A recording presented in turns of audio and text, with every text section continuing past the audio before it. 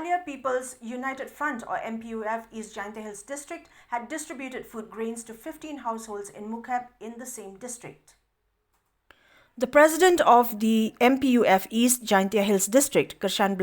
while speaking at the function, informed that the members of the organization had contributed food grains to 15 families at Mookhep village. He added that the MPUF is always ready to help those in need and encouraged the residents to come forward and approach the members should any kind of help be needed by them. Blah also informed that the organization would approach the government to request for reopening of the marketplace in the area so as to secure the livelihood of the residents. Those present during the function were the president and members of the MPUF, besides members of the DORBAR SHNONG and residents of Mookhep village.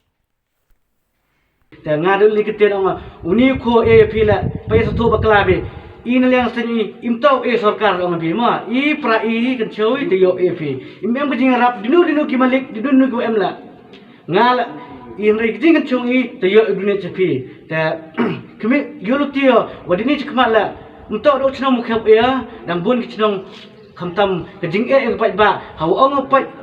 itegi imlang salang to ini por pai imlang salang untuk mesti wi pai wan mana biang natri to wi pai arpo chunu hapor jing to yarap ya pi mana yarap ya pi dam kemo bianga uma kerchan wan SHNONG yarap bujing yang hapor kami juong gi pai ba por pai ba mana MKM panem ju ege ladim MKM wan ge ngam terto ngapor MKM wana ladim MKM bi ngap sar sewi dabiang to atri ngampai yo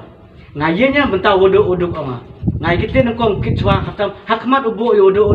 ngami la laloyung wodo ukit la khatam yodo hawapan binunu ya rapi ngam kentat dalele kat dang iya uyarap